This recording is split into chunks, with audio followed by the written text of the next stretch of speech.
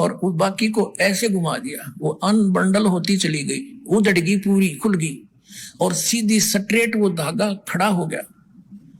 परमात्मा वहां से उठे और 150 फुट ऊपर जाकर के धागे के एंड पर विराजमान हो गए कबीर जी।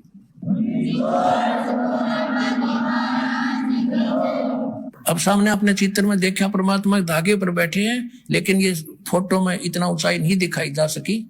तो कहने का भाव ये है, परमात्मा बोले कि आजा नाथ जी, आजा बराबर में बैठ कर गोष्ठी। पुणात्मा, ये नहीं था कि गोरखनाथ जी नहीं जा सकते थे इतने ऊंचे, लेकिन सिद्धि क्या चीज है?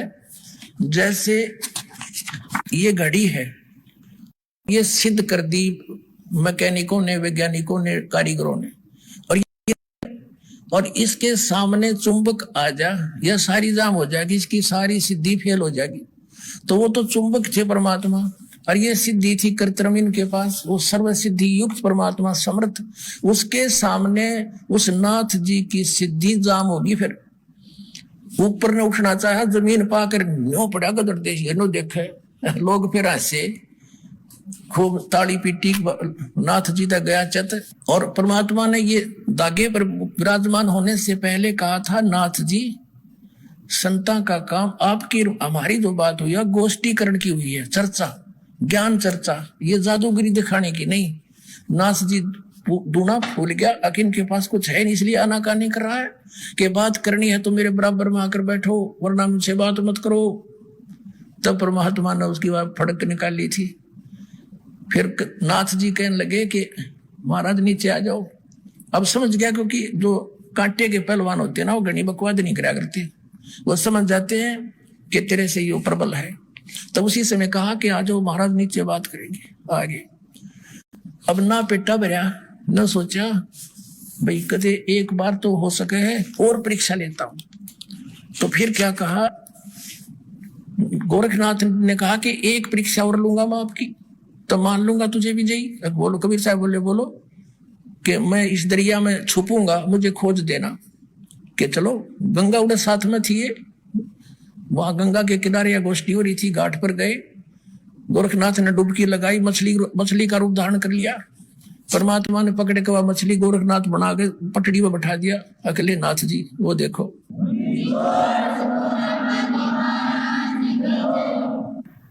नाथ जी बिगी बिल्ली होकर बैठ गया।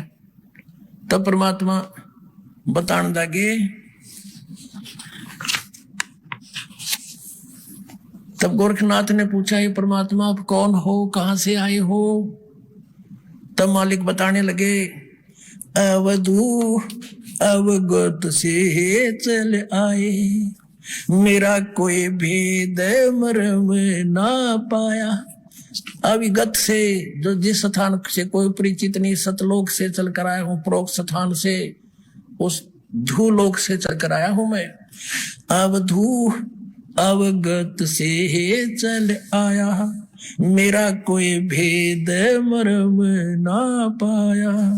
ना मेरा जन्म ना गर्भ बसेरा, बालक बन दिखलाया, काशी नगर जल कमल पडेरा, तहां जुलाहे न पाया। अपनी सच्चाई बता रहे हैं कि ना मेरा जन्म गर्भ, ना मेरा कोई माता पिता, ना मेरा जन्म ना गर्भ बसेरा, एक बालक बन दिखलाया, काशी नगर जल कमल पडेरा, तहां जुलाहे न पाया। मात पिता मेरे कुछ नाही, ना मेरे घर दासी, जुल्हे का सुत आण कहाया, यु जगत करे मेरी हासी। परमात्मा कहते हैं, ना मेरा कोई माता पिता, ना मेरा कोई पत्नी दासी, और जुल्हे का सुत बेटा आण कहा, यु जगत करे मेरी हासी। थी कोई पिछली संस्कार, कोई वचन थे हमारे जिसके। ना मेरा जन्म ना गर्भ बसेरा, बालक बन दिखलाया, काशी नगर जल कमल पडेरा, तहां जुलाहे न पाया। मात पिता मेरे कुछ नाही, ना मेरे घर दासी, जुल्हे का सुत आण कहाया, यो जगत करे मेरी हासी। पांच तत्व का धड़ नहीं मेरा, मैं जानू ज्ञान अपारा, जो सत्य स्वरूपी नाम साहेब का, ओहे नाम हमारा। पांच तत्व का धड़ नहीं मेरा, मैं जानू ज्ञान अपारा, सत्य स्वरूपी नाम साहेब का ओहे नाम हमारा। अदर दीप गगन गुफा में तानिज वस्तु सारा, तेरा ज्योत स्वरूपी अलख निरंजन ये भी धरता ध्यान हमारा। हाड चाम लहू ना मेरे कोई जाने सतनाम उपासी, तारण तरण अभय पद दाता मैं हूं कबीर अविनाशी।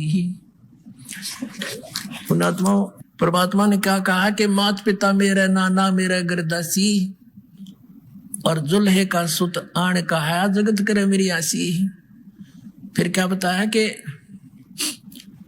हाड चाम ये 5 तत्व का शरीर धड़ नहीं मेरा, मैं जानू ज्ञान अपारा, और सत स्वरूपी नाम साहिब का ओहे नाम हमारा।